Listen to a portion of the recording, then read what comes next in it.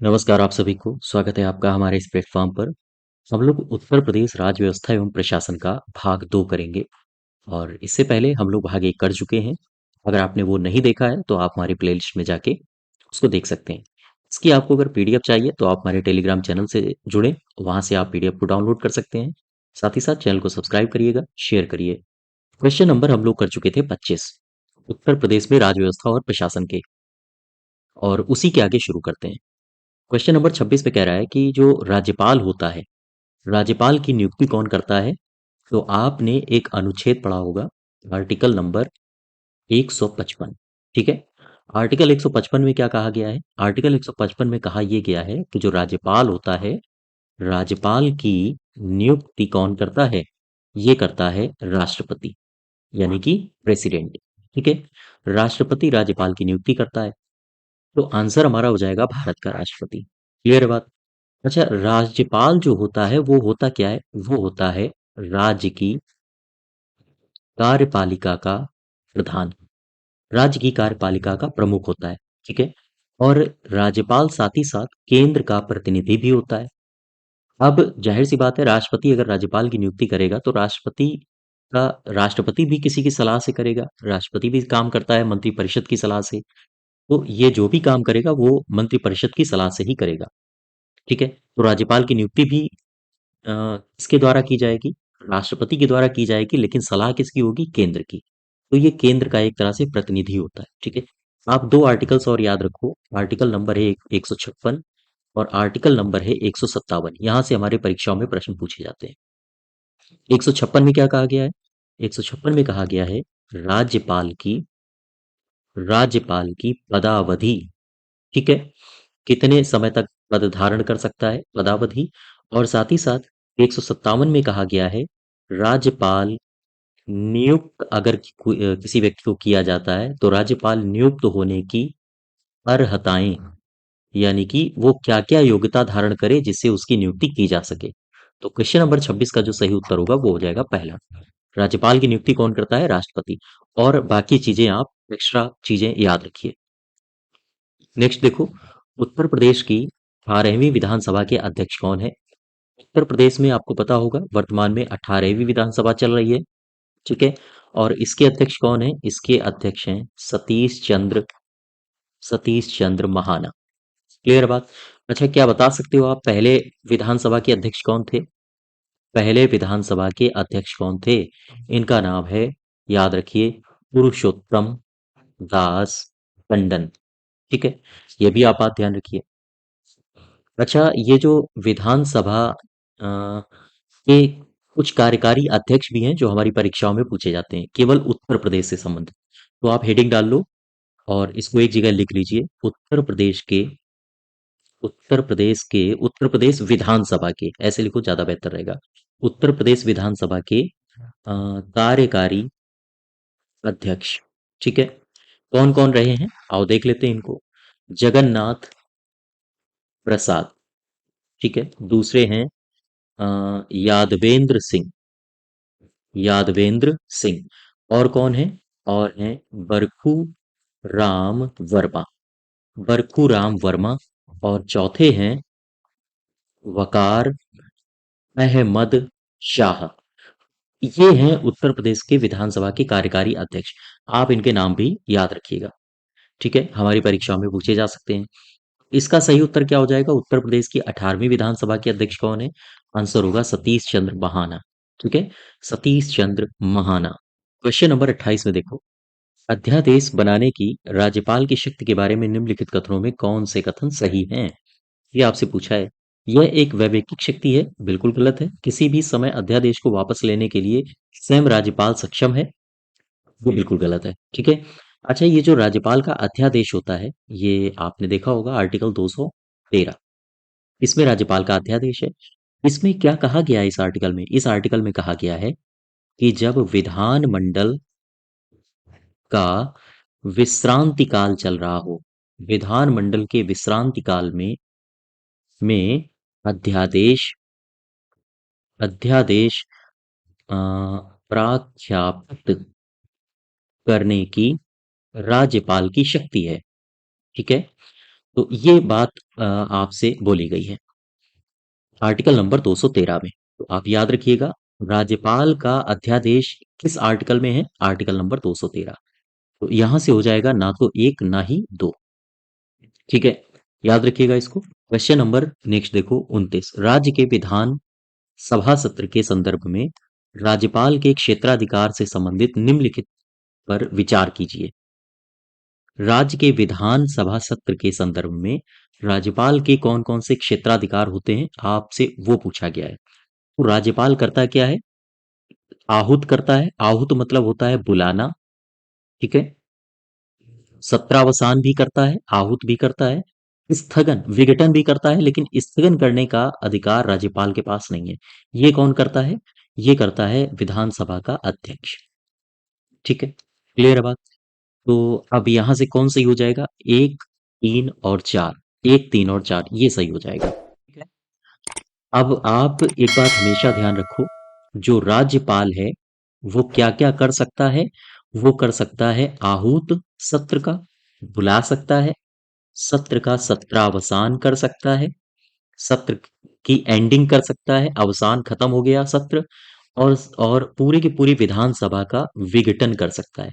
जब भी विघटन करेगा इसका मतलब है विधानसभा भंग हो चुकी है, खत्म हो गई, अब नया चुनाव होगा। ठीक है, अब बात कर लेते हैं स्थगन की। स्थगन ये कौन करेगा? ये अधिकार होता है अध्यक्ष का। ठीक है, सपोज करिए सत्र नहीं चल पा रहा है, बैठक हुई, बैठक में कोरम पूरा नहीं हुआ, फिर जब तक कोरम पूरा नहीं होगा तब तक के लिए अध्यक्ष को पावर होता है कि वो सभा को स्थगित कर दे। टेम्पररी स्थगित करने के लिए हाँ अध्यक्ष काम आता है, यानी कि वो करेगा अध्यक्ष, ये अध्यक्ष का पावर होता है। तो यहाँ याद रखिएगा, आहूत करना, सत्रावसान करना और विघटन करना ये किनके अधिकार क्षेत्र में आते हैं? राज्यपाल के। ठीक है, क्वेश्चन नंबर नेक्स्ट देखो 30वां, निम्नलिखित कथनों पर विचार कीजिए। करो भाई। पहला दिया है, किसी राज्य के राज्यपाल के विरुद्ध उसकी पदावधि के दौरान किसी न्यायालय में कोई दांडिक कार्यवाही संस्थित नहीं की जाएगी। तो पदावधि के दौरान तो नहीं की जाती है, सही है। किसी राज्य के राज्यपाल की परिलब्धियां एवं भत्ते उसकी पदावधि के दौरान कम नहीं किए जाएंगे, तो यहां से ये दोनों सही हो जाएंगे। ठीक है, क्वेश्चन नंबर 30 का सेकंड दोनों सही हो जाएंगे। यहां से एक चीज आप और याद रखो, जो राज्यपाल होता है, राज्यपाल, इसके कुछ विशेषाधिकार और होते हैं। जैसे राज्यपाल को जो वेतन मिलता है वो कहाँ से मिलता है? वो मिलता है राज्य की संचित निधि से। ठीक है, याद रखिएगा इसको। लेकिन राज्यपाल जब रिटायर होगा तो उसे पेंशन कहाँ से मिलेगी? पेंशन दी जाती है, पेंशन दी जाती है भारत की संचित निधि से। तो ये दोनों बातें आप ध्यान रखो। अगर आपसे पूछे राज्य का जो राज्यपाल का वेतन होता है वो कहाँ से दिया जाएगा जब तक वो अपने अपने पद पर रहेगा, तो जिस राज्य में है वो राज्यपाल, उसी राज्य की संचित निधि से उसे वेतन दिया जाएगा। ठीक है, और अगर आपसे पूछ दिया जाए कि जब वो अपने पद पर नहीं है लेकिन अब उसे पेंशन मिलनी है, तो कहाँ से मिलेगी? भारत की संचित निधि से। ठीक है, तो राज्य का उसमें कोई अस्तित्व नहीं होगा। नेक्स्ट देखो, राज्य मंत्री परिषद सामूहिक रूप से किसके प्रति जवाबदेह होती है, ये पूछा है आपसे। इसके लिए आपने एक आर्टिकल पढ़ा होगा, अनुच्छेद है 164 का सेकेंड, 164 का दो। क्या है इसमें 164 के दो में? इसमें है जो मंत्री परिषद होती है हमारी, मंत्री परिषद, मंत्री परिषद राज्य की विधान सभा के प्रति, विधानसभा के प्रति सामूहिक रूप से उत्तरदायी होती है। ठीक है, फिर से समझो, आर्टिकल 164 का दो कहता है कि जो मंत्री परिषद है वो सामूहिक रूप से किसके प्रति उत्तरदायी होती है? आपसे केवल इतना पूछा है, वो होती है विधानसभा के प्रति। मंत्री परिषद सामूहिक रूप से किसके प्रति उत्तरदायी है? हाँ, विधानसभा के प्रति। याद रहेगा आपको। और ये सामूहिक उत्तरदायित्व क्या होता है? सामूहिक उत्तरदायित्व ये होता है कि अगर कैबिनेट ने कोई निर्णय लिया, ठीक है, अगर कैबिनेट ने कोई निर्णय लिया तो वो पूरी की पूरी मंत्री परिषद का निर्णय माना जाएगा। वो पूरी की पूरी मंत्री परिषद का निर्णय होगा या माना जाएगा। ये होता है सामूहिक उत्तरदायित्व। ठीक है, क्वेश्चन नंबर 31 का हो जाएगा हाँ चौथा। नेक्स्ट देखो, निम्नलिखित में से किसको हटाने का विधान संविधान में नहीं है? तो किसको हटाने का विधान संविधान में नहीं है? गवर्नर को हटाने का विधान संविधान में देखने को नहीं मिलता है। आर्टिकल आपने पढ़ा होगा 156, 156। इसमें कहा गया है राज्यपाल की पदावधि। ठीक है, ये सारे के सारे आर्टिकल्स आपको याद होने चाहिए, क्योंकि अगर इस तरह के क्वेश्चंस हमारी परीक्षाओं में आए और वो छूटे जब, तो फिर सिलेक्शन की संभावनाएं बहुत कम हो जाती हैं। ये बहुत सस्ते सवाल जब छूटते हैं हमसे। तो देखो, राज्यपाल की पदावधि किसमें है? आर्टिकल 156 में क्या कहा गया है? इसमें कहा गया है कि जो राज्यपाल होगा वो राष्ट्रपति के प्रसाद पर्यंत पद धारण करेगा। ठीक है, प्रसाद पर्यंत पद धारण करेगा। और साथ ही साथ त्यागपत्र वो किसे देगा? ये राज्यपाल त्यागपत्र किसे देगा? ये त्यागपत्र देगा राष्ट्रपति को संबोधित करते हुए। अर्थात ये राष्ट्रपति को संबोधित करेगा और त्यागपत्र दे देगा। किसे देगा? राष्ट्रपति को। ठीक है, नेक्स्ट देखो, क्वेश्चन नंबर 33। बिना विधानसभा के सदस्य बिना विधानसभा के कोई सदस्य है, वो निर्वाचित हुए कोई मंत्री कितने समय तक रह सकता है? सपोज करो ये एक व्यक्ति है और इसको उठा के मंत्री बना दिया गया। अभी ये सदस्य विधानसभा का नहीं है। ठीक है, विधानसभा का ये सदस्य नहीं है। नियम तो ये कहता है कि अगर कोई मंत्री बने तो या तो वो विधानसभा का मेंबर हो या तो वो विधान परिषद का मेंबर हो।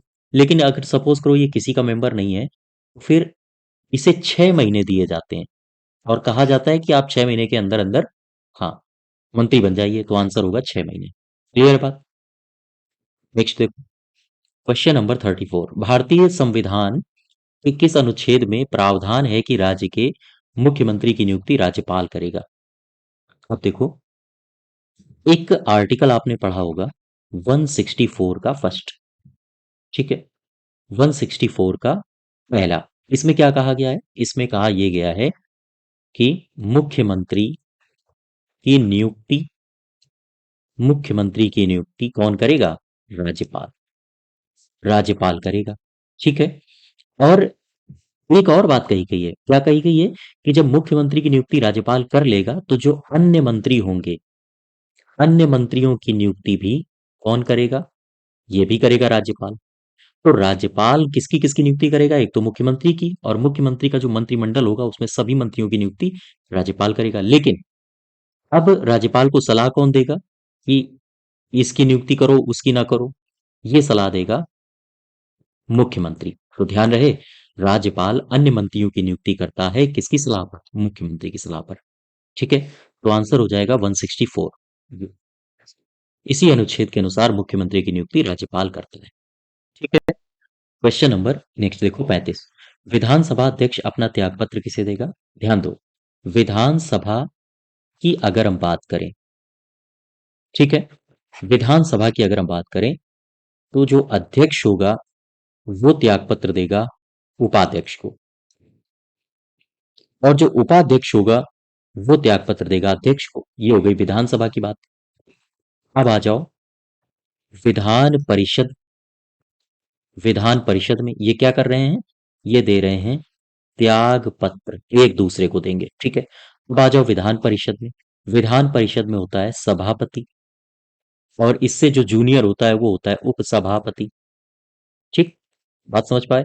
सभापति को जब लगेगा कि यार अब ठीक नहीं है काम करना, हटाओ, रिटायर होते हैं, कुछ और धंधा करेंगे, तो फिर ये उपसभापति को त्यागपत्र दे देगा। उपसभापति अगर सोचेगा यार छोड़ो यार इसमें कुछ लाभ नहीं है, कोई और धंधा करते हैं, हटाओ त्यागपत्र देते हैं, तो फिर ये दे देगा, हाँ, सभापति को। क्या देगा? त्यागपत्र। ठीक, ये दोनों आपस में ही दे लेते हैं। तो आंसर हो जाएगा आपका विधानसभा अध्यक्ष अपना त्यागपत्र किसे देगा? विधानसभा के उपाध्यक्ष को। ठीक, नेक्स्ट देखो, राज्य विधान परिषद के कितने सदस्य हैं जो विधानसभा द्वारा चुने जाते हैं? अब ये क्वेश्चन आप बड़े ध्यान से देखो, क्योंकि यहां से क्वेश्चन हमारे बनते हैं एग्जाम में। एक तो आप याद रखो, एक आर्टिकल है 169। 169 क्या कहता है? ये कहता है राज्य विधान परिषद, राज्य विधान परिषद की स्थापना। ठीक है, राज्य विधान परिषद की स्थापना 169 में कहा गया है। और एक और याद रखो, एक आर्टिकल है इसी के ठीक आगे 160। Sorry sorry sorry 170, 170। ये क्या कहता है? ये कहता है राज्य विधान परिषद की स्थापना और समाप्ति का प्रावधान, और समाप्ति का प्रावधान, ठीक है, कहाँ है? वो है 169 में। और 170 में क्या है? 170 में है विधान सभा की संरचना का प्रावधान। ठीक। अब देखो विधान परिषद में मेंबर्स कहाँ से आते हैं? विधानसभा में तो हम लोग चुनते हैं, इनको प्रत्यक्ष रूप से चुना जाता है पब्लिक के द्वारा। लेकिन विधान परिषद में कहाँ से आते हैं? आओ इनको देख लेते हैं।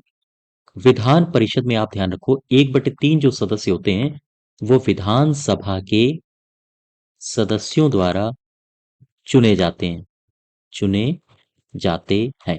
ठीक। और 1/3 सदस्य किसके द्वारा चुने जाते हैं? वो चुने जाते हैं राज्य की स्थानीय संस्थाओं द्वारा, स्थानीय संस्थाओं द्वारा, जैसे नगर पालिका बोर्ड वगैरह हो गया। ठीक। अच्छा, 1/12 सदस्य कहाँ से चुने जाते हैं? 1/12 लिखा है ये, 1/12 सदस्य ये चुने जाते हैं हम लोग जो ग्रेजुएट्स हो जाते हैं उनके द्वारा, स्नातकों के द्वारा।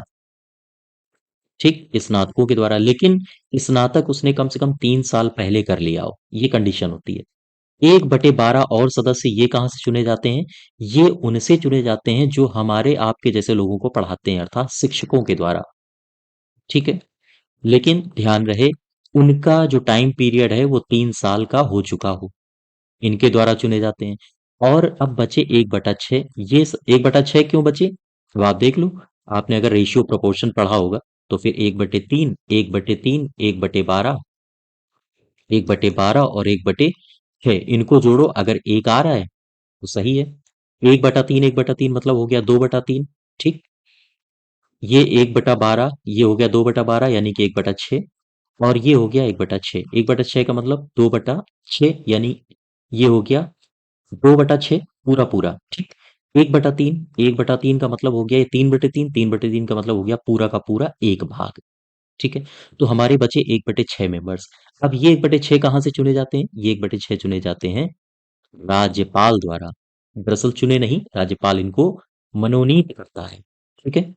अब आपसे पूछा है कि राज्य विधान परिषद के कितने सदस्य विधानसभा द्वारा चुने जाते हैं?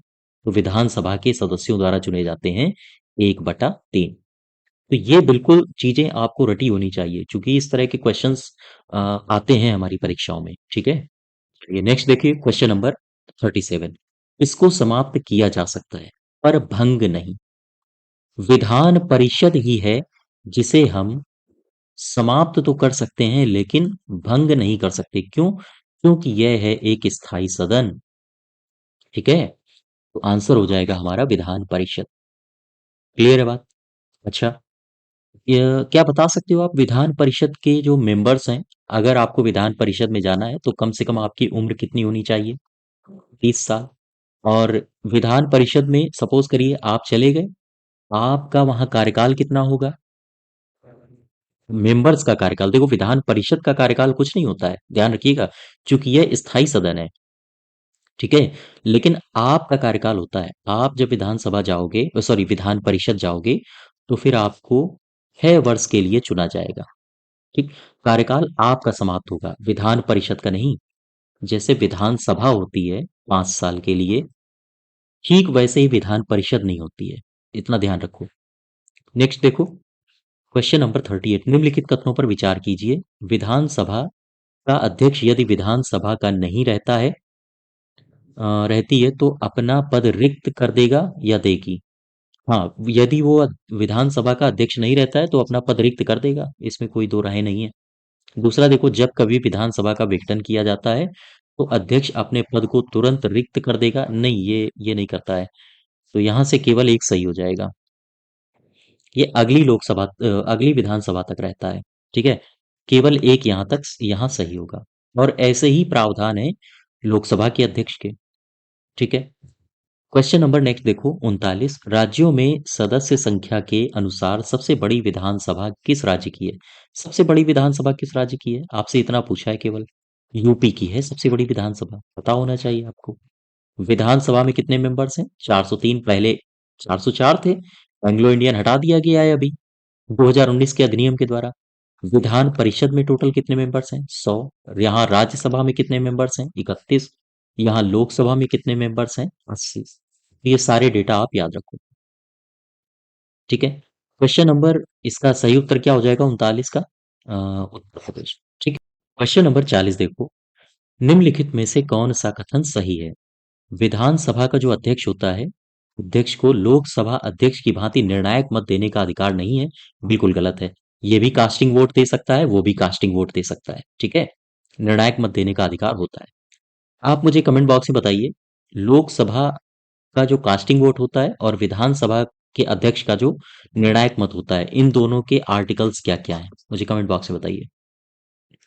दूसरा ऑप्शन पढ़ो, विधानसभा का विघटन होने पर विधानसभा अध्यक्ष को अपना त्यागपत्र तत्काल प्रभाव से रिक्त करना पड़ता है। तत्काल प्रभाव से रिक्त नहीं करना पड़ता है। विधानसभा अध्यक्ष और उपाध्यक्ष का पद रिक्त होने पर मुख्यमंत्री द्वारा चयनित व्यक्ति सदन की अध्यक्षता करता है। ये भी गलत है।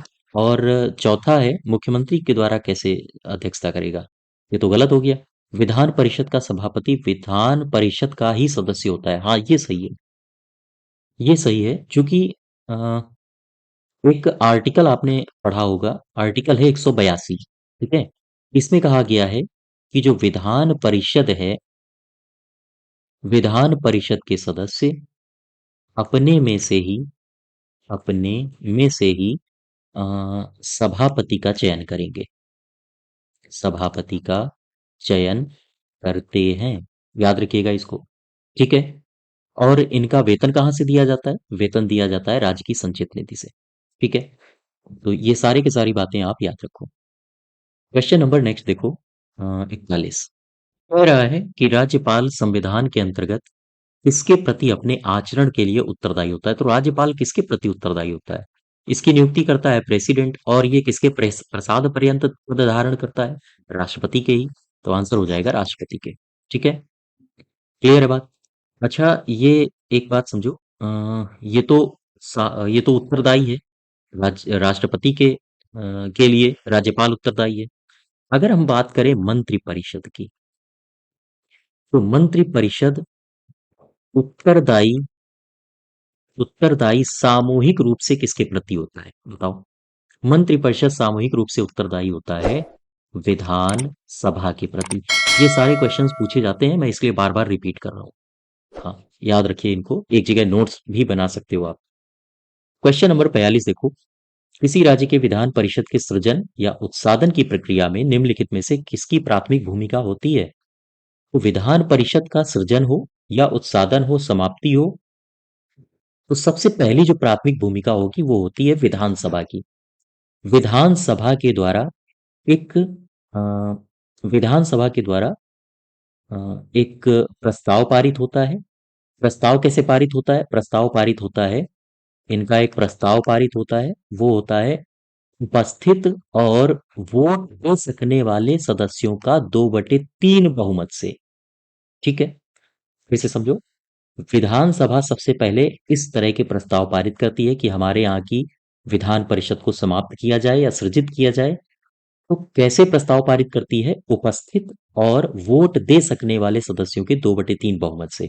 फिर ये प्रस्ताव आगे जाता है, तब इस पर संसद कार्यवाही करती है।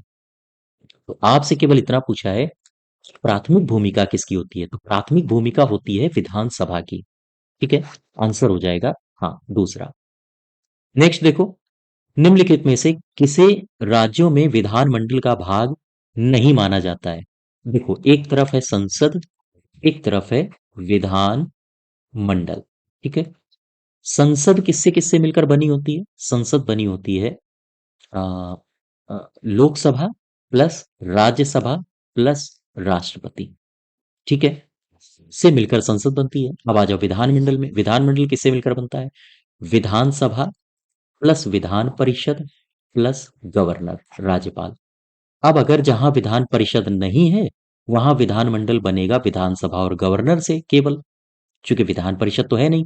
लेकिन हमारे उत्तर प्रदेश की बात करें, तो विधानसभा और विधान परिषद दोनों हैं। तो इन दोनों को मिला के गवर्नर को साथ लेके विधानमंडल बन जाता है। अच्छा, गवर्नर या राष्ट्रपति क्यों इनमें भिन्न हिस्सा होता है? क्योंकि संसद की अगर हम बात करें, तो कोई भी बिल ठीक है, कोई भी विधेयक विधेयक एक्ट कब बनता है? जब लोकसभा से वो पारित हो जाए, राज्यसभा से वो पारित हो जाए और राष्ट्रपति के उस पर हस्ताक्षर हो जाए, तब वो बिल वो अधिनियम बन जाता है। ऐसे ही हमारे यहाँ होता है उत्तर प्रदेश में।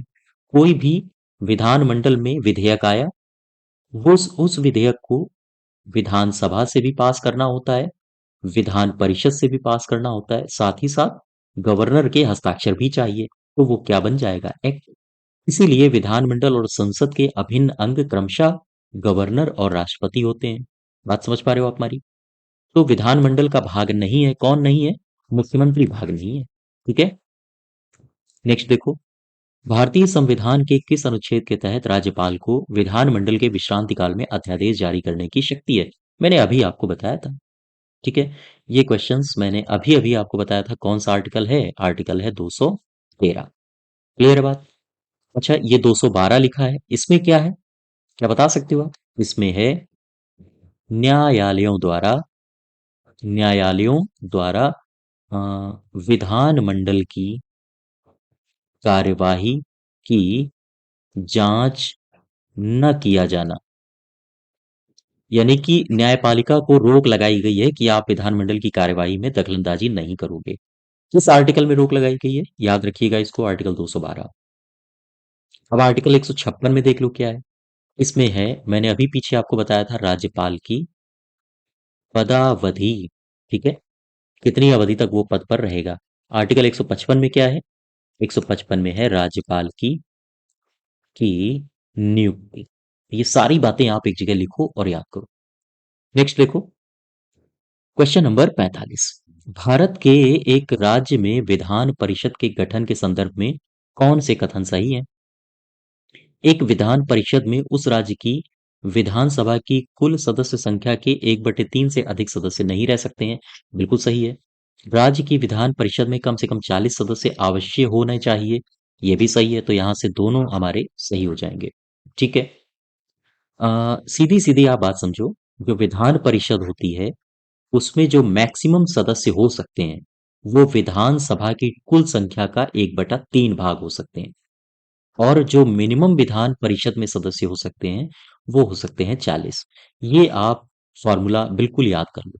ठीक है, यहां से प्रश्न हमारे एग्जाम में पूछे जाते हैं। नेक्स्ट देखो, निम्नलिखित में से कौन सा राज्यपाल की शक्तियों से संबंधित नहीं है? कौन है जो राज्यपाल की शक्तियों से संबंधित नहीं है?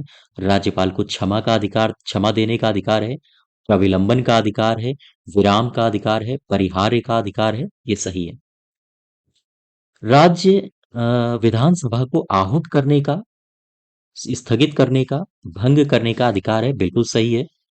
ठीक है, और महाधिवक्ता की नियुक्ति की शक्ति भी है राज्यपाल के पास। बिल्कुल, राज्यपाल महाधिवक्ता की नियुक्ति करता है। राज्यपाल के पास सैन्य शक्ति नहीं है भाई, ये गलत हो गया। सैन्य शक्ति तो प्रेसिडेंट के पास है। सेना का सुप्रीम कमांडर किसे कहा जाता है? राष्ट्रपति को। तो यही गलत हो गया हमारा। ठीक है, नेक्स्ट देखो। एडवोकेट जनरल महाधिवक्ता जिसे कहा जाता है, और इसे कहा जाता है राज्य का वकील। याद रखिएगा। और केंद्र का वकील किसे कहा जाता है? केंद्र का वकील ये किसे कहा जाता है? ये कहा जाता है महान्यायवादी को, attorney general of India. Clear है बात? और ये है एडवोकेट जनरल। इस अनुच्छेद में है ये राज्य का महाधिवक्ता। राज्य का महाधिवक्ता किस आर्टिकल में है? आर्टिकल है 165। ठीक है, याद रहेगा आपको, तो इसे याद रखिए। नेक्स्ट देखो, भारत में राज्यपाल के पद से संबंधित निम्नलिखित में से कौन सा कथन गलत है?